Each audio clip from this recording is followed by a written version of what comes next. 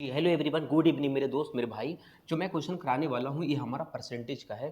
और परसेंटेज में आपका क्या है, कंपेयर से रिलेटेड क्वेश्चन है। देखो क्वेश्चन लिखा हुआ है, दो संख्या तीसरी संख्या से 25% और 20% अधिक है।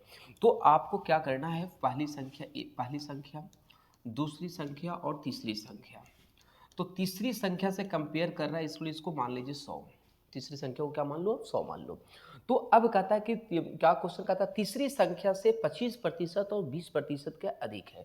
तो 100 से यहाँ 25% अधिक है, तो ये हो जाएगा आपका 125 और ये हो जाएगा आपका 120। समझ में आई। अब आगे क्वेश्चन कहता है, तो दूसरी संख्या पहली संख्या से कितना प्रतिशत कम है। तो देखो, जब भी आपका क्वेश्चन आपका कम और अधिक का बोलेगा तो इसका अंतर देखेंगे। दूसरी संख्या पहली संख्या से कितना कम है, तो आप यहाँ देख रहे हो कि कितना कम है, कितना कमी आया, कमी का परसेंटेज आपको निकालना है। तो कमी का परसेंटेज निकालना है, तो 5 का है, 125 में से 120, डिफरेंस कितना का आएगा आपके पास, 5 का आएगा। तो डिफरेंस 5 का आएगा, तो 5 इंटू 100। अब यहाँ बट्टा लिखेंगे, बटा 125 लिखोगे या 120 लिखोगे। तो जिससे आपको कंपेयर कर रहा है, कंपेयर जिससे कर रहा है उसी को हम क्या लिखते हैं, बटा में लिखते हैं। मतलब याद रखोगे कि आपको करना क्या है, वैल्यू इंटू 100/20।